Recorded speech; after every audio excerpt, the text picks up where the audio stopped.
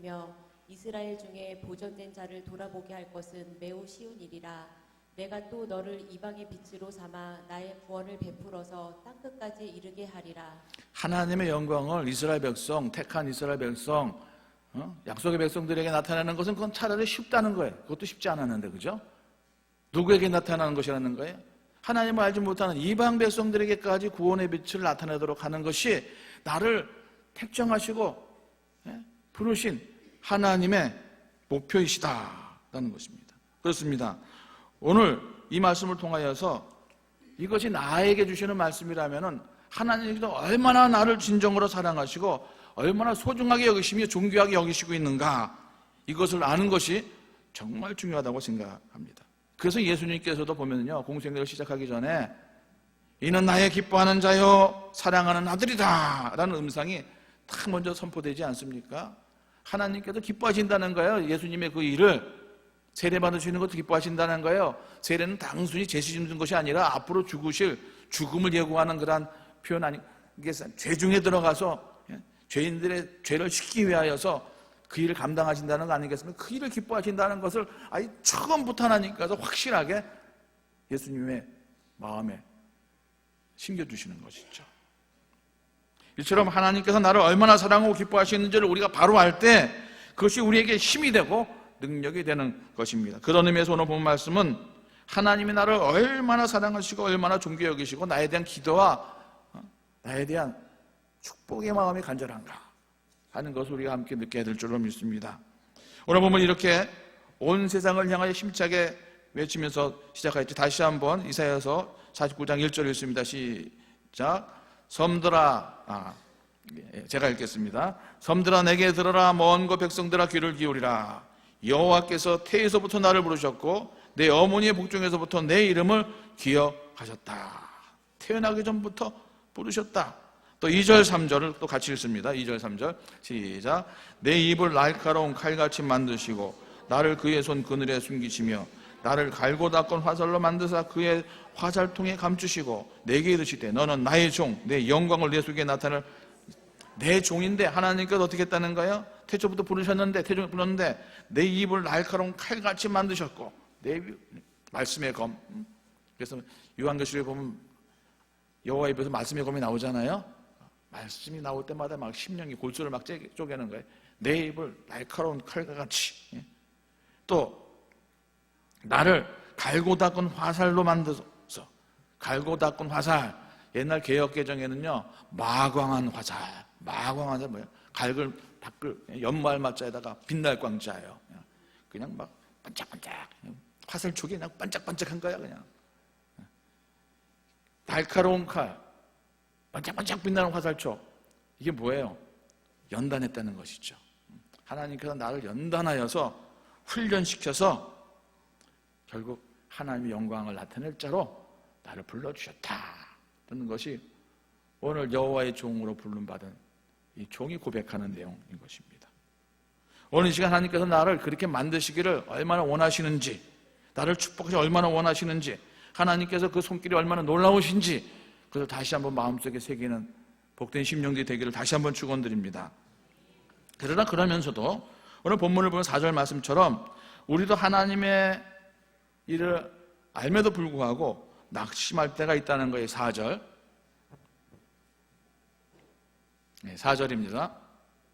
그러나 나는 말하기를 내가 헛되이 수고하였으며 무익하게 공연히 내 힘을 다하였다 하였도다. 참으로 나에 대한 판단이 여호와께 있고 나의 보응이 나의 하나님께 있느니라. 할 수만 있으면 이 잔을 내게서 거두어 주시옵소서. 내가 원하는 것은 행치 아니하고 내가 날마다 원치 않는 악을 행합니다 라는 것처럼 내가 헛되이 수고했습니다. 무익할 뿐입니다. 그럴 때도 있다는 것이죠. 어느 성도가 하루는 목사님을 찾아와서 신앙상담을 했습니다. 목사님, 제가 신앙생활 오래 했는데 기도생활 많이 했는데 하면 할수록 저에 대해서 정말 제가 절망입니다. 아무리 기도해도 아무리 노력해도 신실한 믿음 생활하기가 정말 어렵습니다. 이렇게 믿다가는 정말 구원도 못 받을 것 같습니다. 그렇게 상담을 했어요. 그러니까 목사님이, 집사님 여기 보세요. 참 예쁘죠. 제가 사랑하는 우리 강아지인데요, 훈련이 잘 됐어요. 그래서 얘는 집안을 더럽힐 줄도 모르고 집안에서 오줌똥 싸는 일이 없습니다. 나도 얘를 좋아하지만 얘도 나를 얼마나 좋아하는지 내가 하라는데 내 말을 너무너무 잘 듣습니다. 그리고 얘가 같이 있을 때만 마음이 참 기쁩니다. 근데 저기 보세요. 저 녀석 보세요. 제 아들입니다. 집안 어지르는 데는 아주 선수예요. 선수. 제가 한번 지나갔다 그러면 제가 쫓아다니는 거 다 정리해야 되고, 먹던 음식이 여기저기 떨어져 있고, 새 옷 입혀주면 금방 더럽히고, 참 말썽꾸러기입니다, 우리 아들 녀석은. 그런데요, 집사님, 제가 나중에 제 재산을 예쁘고 귀여운 강아지한테 줄까요? 저 말썽꾸러기 아들한테 줄까요? 여러분 생각 어떻습니까? 비록 말썽꾸러기지만 아들이 상속자라는 것이죠. 날마다 우리가 실패하고 넘어지지만은 우리를 위해서 예수님을 이 땅에 보내주시고, 예수님께서 그래서 나를 위해 대신 죽으셨다는 사실, 여러분 속으로 한번 외치십시오. 나는 여호와 보시기에 존귀한 자라. 여호와께서 나의 힘이 되시도다. 스스로 그렇게 날마다 고백할 수 있기를 바랍니다.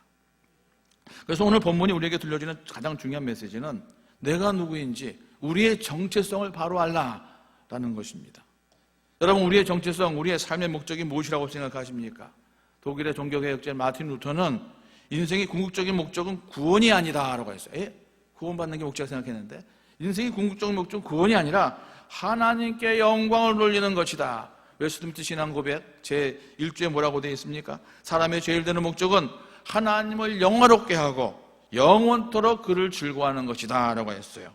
간단하게 말해서 무엇이 목적이라는 거예요? 하나님께 영광이 우리의 삶의 목표, 목적이 돼야 된다는 것입니다. 더 강력하게 표현하면 하나님께 영광, 이게 너무 막연해요. 하나님을 위하여 적극적인 삶을 산다는 거예요. 믿음의 적극적인 믿음을 갖는다는 거예요.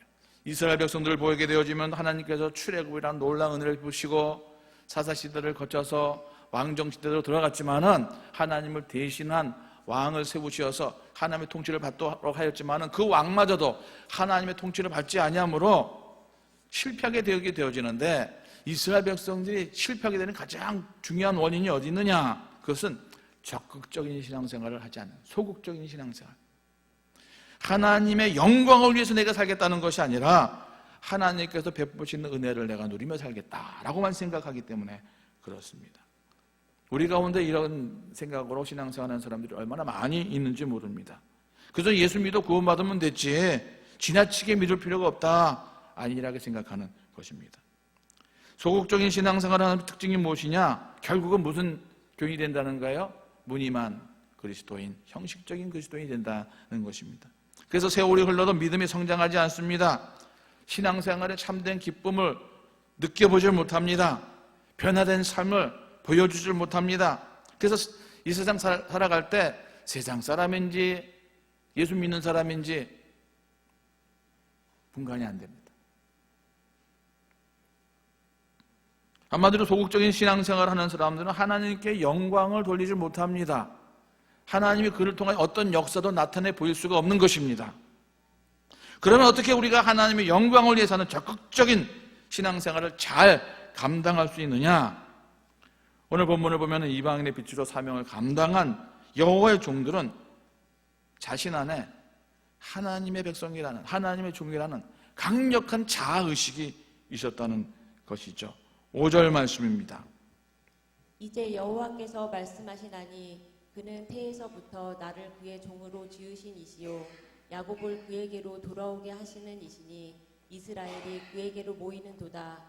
그러므로 내가 여호와 보시기에 영화롭게 되었으며 나의 하나님은 나의 힘이 되셨도다. 하나님께서 구원받은 백성들을 나로 통하여 모으게 하시기 위해서 태에서부터 부르신 이유는 야곱을 그에게 돌아오게 하는, 사람들을 하나님께 돌아오게 하는 일을 위하시게 하신 것인데, 그 힘은 내 힘이다? 나의 힘은 하나님이시다. 나의 하나님은 나의 힘이 되셨도다 라는 것입니다. 2번입니다. 2번 시작. 내 자신에 대한 분명한 자의식을 가지고 있어야 됩니다. 내가 어떤 사람인가 하는 것에 대한 분명한 자의식. 하나님께서 나를 어떻게 보시고 계시는가? 하나님과는 어떻게 연결되어 있는 존재인가? 대부분의 사람들은 진정한 나의 가치를 잘 모르고 살아가고 있기에 입에서 아유 죽겠다, 아유 죽겠다, 못 살겠다, 죽겠다 그런 말이 막 붙어 있어요. 좋아 죽겠다까지 하면서 좋아도 죽어. 어떤 청년이 자주 죽겠다 하는 말이 자기 입에 붙어 있어요. 죽고 싶다. 그런데 사랑하는 애인이 생기고부터는 그 죽고 싶다라는 소리가 쏙 들어가더래요. 자신의 가치를 느끼기 시작한 것이죠. 그래서 결혼해서 아이를 낳게 되니까 죽고 싶다 하는 말이 완전히 사라지더래요. 오히려 내가 이 자식 새끼를 놔두고는 죽을 수가 없다. 그런 말을 하기 시작했어요. 이 70억 이 땅의 인구 가운데 무조건적인 사랑으로 이 아이를 돌볼 사람은 아무도 없다는 거예요. 나밖에 없다. 그러니 내가 도저히 죽을 수가 없다. 그런 것이죠. 왜 성도가 소중한 존재인가? 우리가 잘나서 이 목사가 아주 훌륭해서 소중한 게 아니에요. 나를 자녀로 삼아주신 하나님이 귀하신 분이시기 때문에, 나를 위해 대신 생명을 내어주신 예수님이 천하보도 바꿀 수 없는 능력의 주님이시기 때문에. 이게 하찮은 컵도요, 이것을 사용하시는 분이 귀하면은 이게 유품이 되잖아요. 제가 끝까지 신앙생활을 잘해갖고 제 이름을 기억하는 사람들이 예수님 닮았어 이렇게 느끼고 제가 이제 하나님 앞에 가면요, 요 물건도 귀하게 되는 거예요. 신목교회 김봉수 목사님의 유품 그래가지고요. 그렇게 될 수 있었으면 좋겠습니다. 똑같은 시커먼 돌이지만은 세종대왕께서 거기다가 시커먼 물을 탁 갖고 쓰던 벼루면요, 그건 돌멩이가 아니에요. 국보죠, 국보. 세종대왕께 쓰시던 벼루. 똑같이 녹슨 칼이지만은 이순신 장군께서 쓰시던 그 칼이면은 이거는 보검이 되는 거예요, 보검. 똑같은 만년필이지만은 링컨 대통령이 쓰던 만년필이면 이건 보물이 되는 거예요. 똑같다고 똑같은 게 아니에요. 누구에 의해서 누가 글을 쓰고 있느냐, 누가 글을 붙들고 있느냐에 따라서 값어치가 달라지는 것입니다. 우리가 존귀한 이유는, 우리가 가치 있는 이유는 하나님이 나의 주인이시기 때문에 우리가 가치 있는 것입니다. 그러므로 이제부터는 누가 뭐라고 하더라도 여러분 여러분 자신들을 소중하고 정말 소중한 분이구나, 대견스러운 분이시구나, 이렇게 스스로 서로를 평가해 줄 수 있기를 바랍니다. 이 세상에서 가장 소중한 분은 누굴까요? 예수님 빼고. 주 예수보다도 귀한 것은 없네 그랬으니까 예수님 빼고 이 세상에 가장 소중한 분은 누굴까요? 물론 부모님도 소중하고요. 여러분의 손 저도 소중했으면 좋겠어요. 자식도 소중하지만은 나 빼고는 없는 거예요. 마태복음에 보면은 마태복음 16장 26절 다 같이 읽습니다. 시작. 사람이 만일 온 천하를 얻고도 제 목숨을 잃으면 무엇이 유익하리요? 사람이 무엇을 주고 제 목숨과 바꾸겠느냐? 나 빼고는 아무것도 아니라는 거예요. 내가 있어야 당신도 있는 거고, 그렇죠? 여러분이 제일 소중합니다. 나에게 있어서는.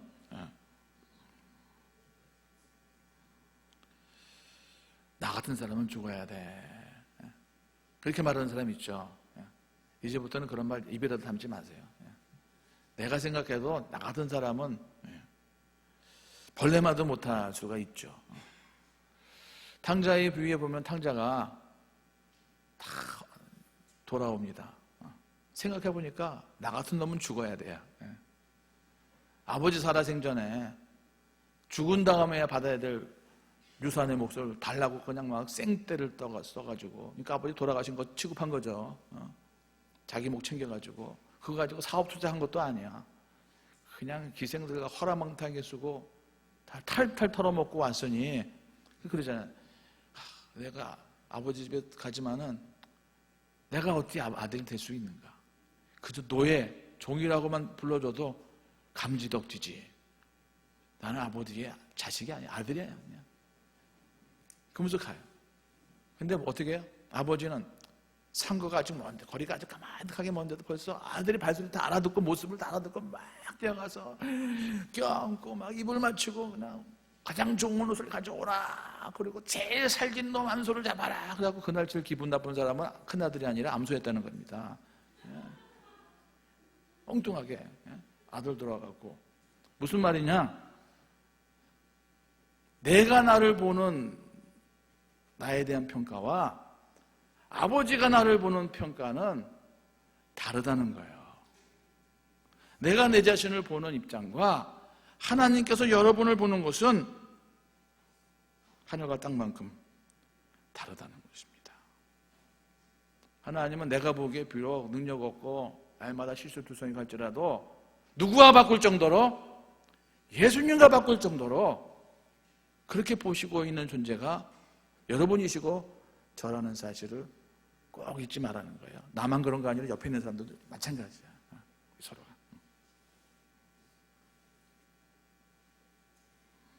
그리고 우리의 삶의 초점은 언제든지 가까운 미래나 현재에 있는 것이 아니라 장래에 있다. 먼 미래에 있다. 최종의 미래는 뭐예요? 천국에 있다. 이 사실을 꼭 잊지 마시기 바랍니다. 믿음의 능력은 오늘 현재 축복받는 것으로 나타나지만은 먼 미래로 갈수록 믿음의 능력은 더욱 분명하고 강력하고 확실하게 나타난다는 사실을 조금 더 의심하지 마시기 바랍니다. 그래서 미래가 있고 믿음이 있는 사람은 실패를 두려워하지 않는 것입니다. 이제 자신의 가치를 인정하고 절대로 기죽어 살지 마시기 바랍니다. 지금 내 생명이 여기에 건재한다는 것은 하나님께서 저와 여러분을 인정하시고 저와 여러분의 필요를 지금 우리에게 말씀하고 있다는 것입니다. 성자 데오드로라는 사람이 있습니다. 이 사람은 성자지만 성녀예요. 유럽에 흉년이 들고 또 흑사병이 들고 하였을 때 정말 살기가 어려웠어요. 아내는 죽고 어린 외동딸과 함께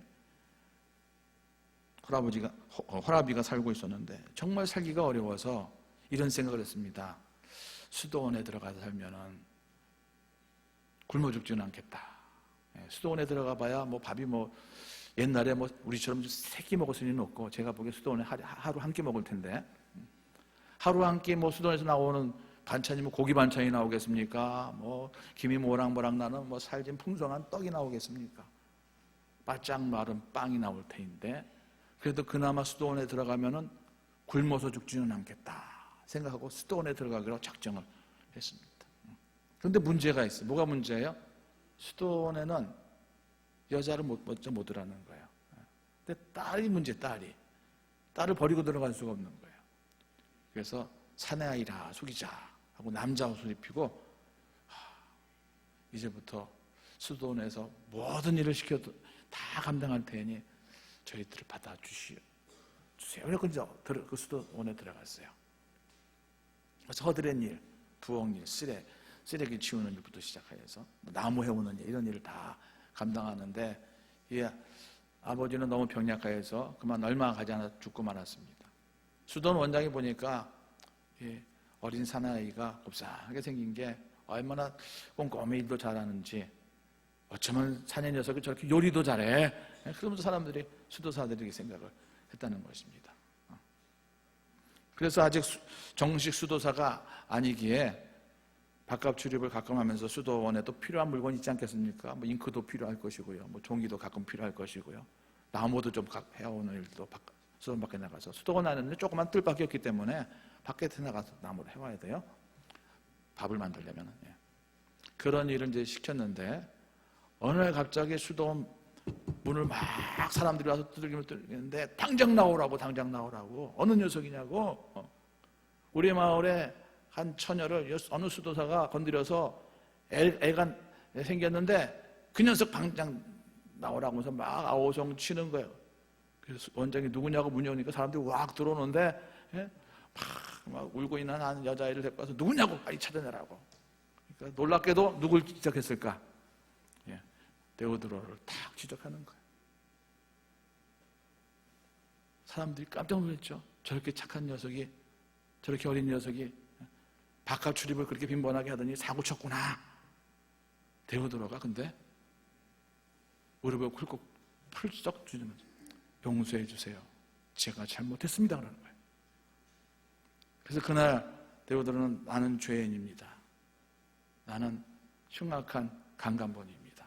편말해서 마을을 몇 바퀴 돌고 며칠 동안 수도원 앞에 제목 팻말을 비가 오나 눈이 오나 그러다 병들었어요. 어떻게 되겠습니까? 죽었어요. 수도사들이 초라한 장례를 비록 치르지만은 수의를 바꿔 입히는데 깜짝 놀라고 말았습니다. 임신을 시킬 수 없는 사람인 거예요. 여자였던 것이 드러난 거예요. 그 순간 수도사들은 한 사람, 두 사람 무릎을 꿇고 왜 데오드로가 그랬을까? 짐작해보니 우리 가운데 누군가 그랬다면 누군가 또 일을 당할 터인데 대신 뒤집어 쓴 거 아니겠습니까? 저 여자아이는 사람들에게 몰려가지고 자기를 지목하는데 그나마 내가 맞다라고 해줘야 문제가 다 해결되어질 터인데 비록 빵을 먹기 위해서 굶지 않기 위해서 수도원의 문턱 드락을 짧은 기간 밟았지만은 그 기간 중에 이 데오드로는 예수님의 은혜를 깨달은 거예요. 예수님의 사랑을 알게 되어진 거예요.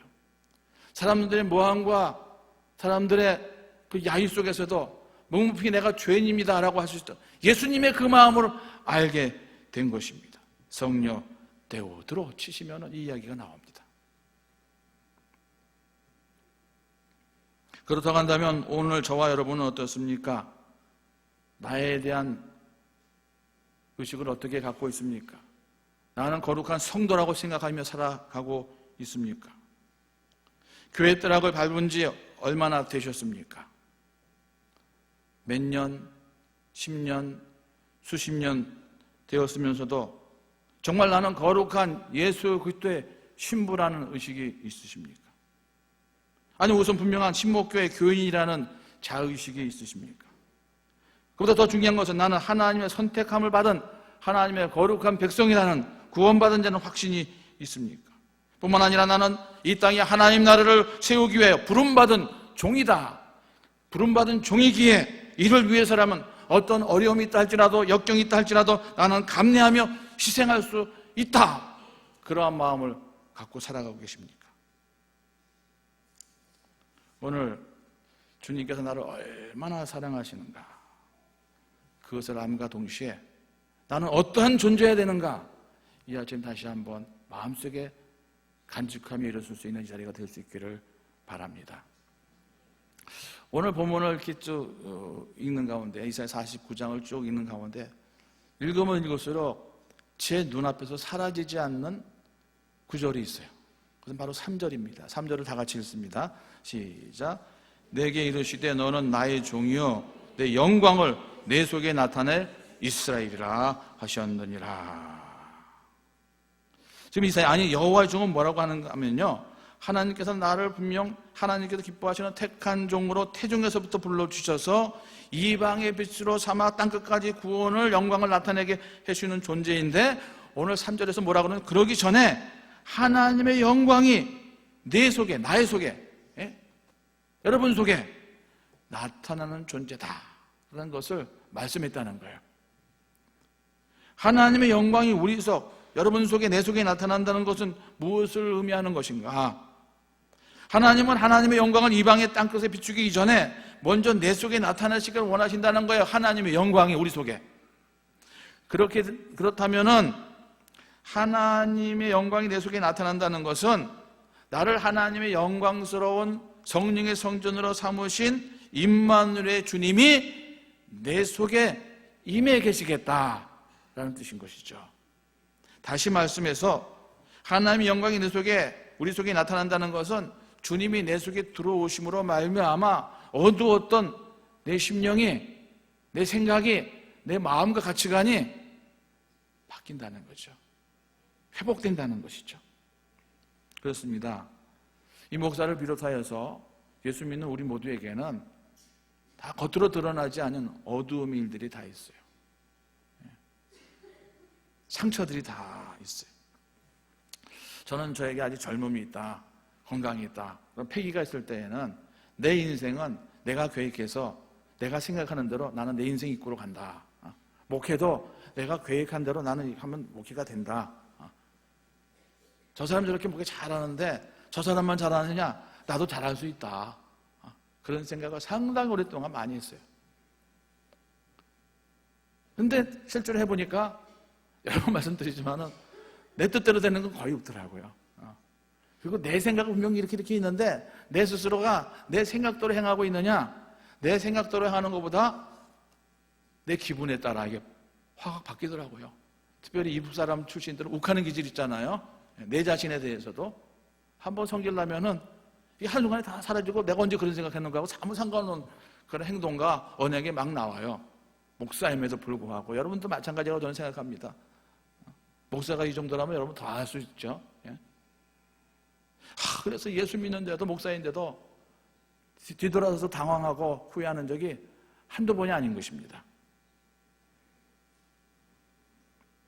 왜 그럴까? 궁금해집니다.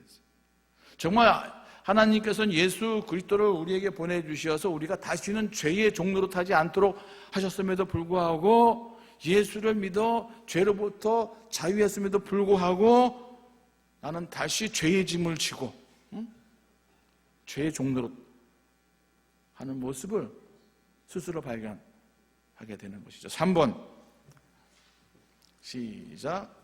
먼저 내 속에서부터 진심으로 주님을 영접해야 됩니다.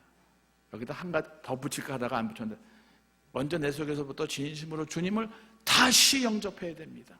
다시라는 말부터 계속 영접해야 됩니다. 이 말씀을 드리고 싶었습니다.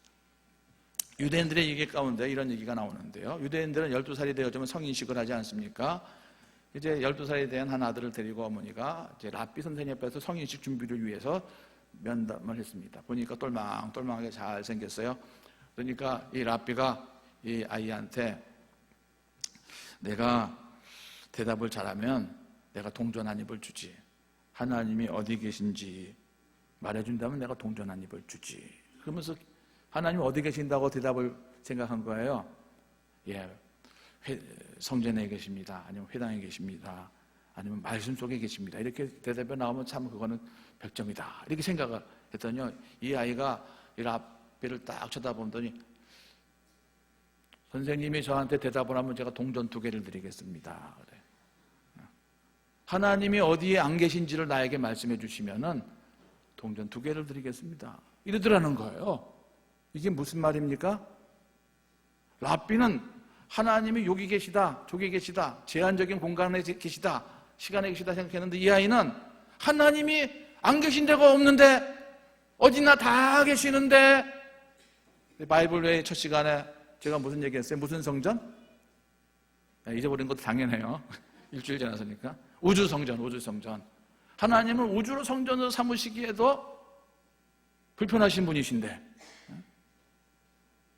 안 계신 곳이 없으신 분이신데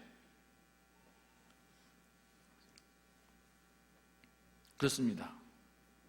우리 하나님은 안 계신 곳이 없는 곳입니다. 온 우주에 충만하신 분이십니다. 그런데 성경을 보면은 성경을 통하여서 우리 경험상 하나님께서 함부로 계시지 않는 곳이 있어요. 어디라고요? 여러분들의 인간의 마음이에요. 함부로 막 하지 않으세요. 강제로 하시지 않으세요. 그만큼 우리의 편으로 인격적으로 대하시는 것이고 조금 더 하나님 편에서 내가 생각해서 신격적으로 대하는 거예요. 하나님과 동등한 존재처럼 우리를 대해 주시는 거예요.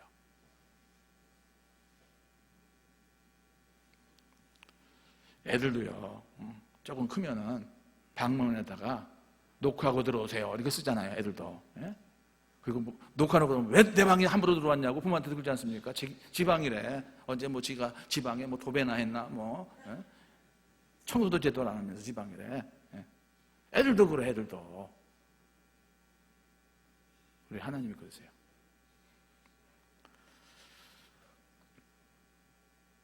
타락한 이후 인간은 내 방의 주인 노릇을, 내 마음의 주인 노릇을 나라고 주장을 하면서 주님 영접하지를 않죠. 우리가 주님을 제대로 영접하지 않는다는 것은 하나님의 나의 왕 되심을 모르는 것입니다. 인정하지 않는 것입니다. 우리가 주님을 내 마음의 왕으로 영접하지 않으면 누가 왕 되는 거예요? 죄가 왕 되는 거예요.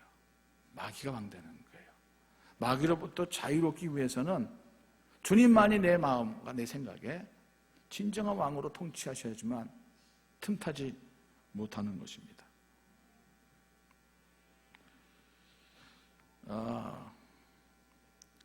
신앙생활하면서 신경질 나고 짜증나고 그럴 때가 뭐 짜증나고 신경질 내는 정도는 가능하다고 생각해요. 그죠?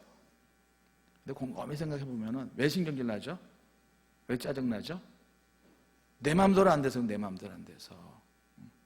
여러분 마음대로 안 되는 게, 내 마음대로 안 되는 게 다행인 거예요. 어쩌면요. 내 마음대로 안 돼서 짜증난다는 것은 하나님을 인정하지 않는 것입니다.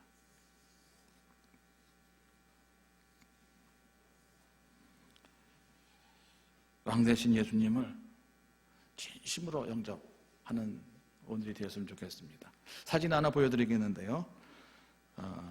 리플러스 인간연구소 박재현 소장 대표 이렇게 되어 있습니다. 아주 반듯하게 생기셨죠? 이분에게는 어떤 삶의 인생의 굴곡이 없어 보이죠? 그런데 아주 어린 시절에 부모가 이혼을 해서 엄마가 그렇게 따뜻하고 무조건적인 사랑을 베푸는 엄마를 내가 다시는 만날 수 없다 하는 그러한 불안감 때문에 오줌을 자주 쌌대.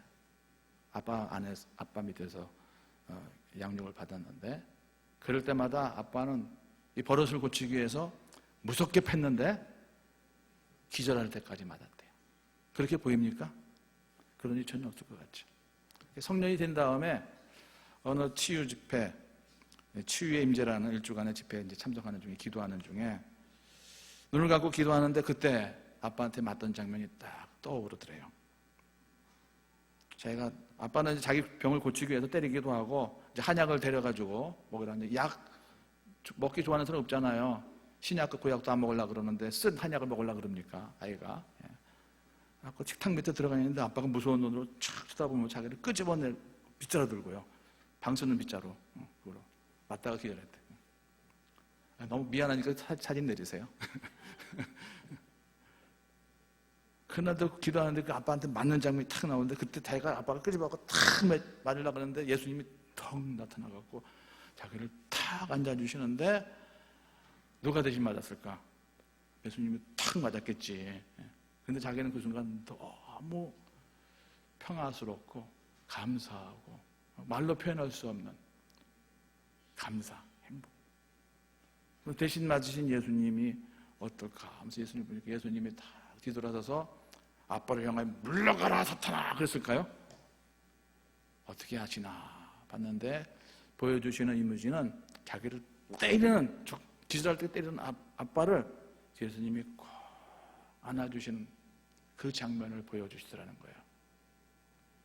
그러면서 자기 평생 살아가면서 그때서야 비로소 나를 기절할 때까지 때리던 저 아빠도 예수님께서 사랑하시는 하나님의 자녀이구나 하는 것을 평생 처음 생각하면서 아빠를 내가 이해해야 되겠다 하는 마음이 그때서야 처음 생겼다는 그런 간증이 나와 있습니다. 침은 또 나옵니다. 제가 여기저기 쫓아다니면서 들었겠습니까? 침은 나와요.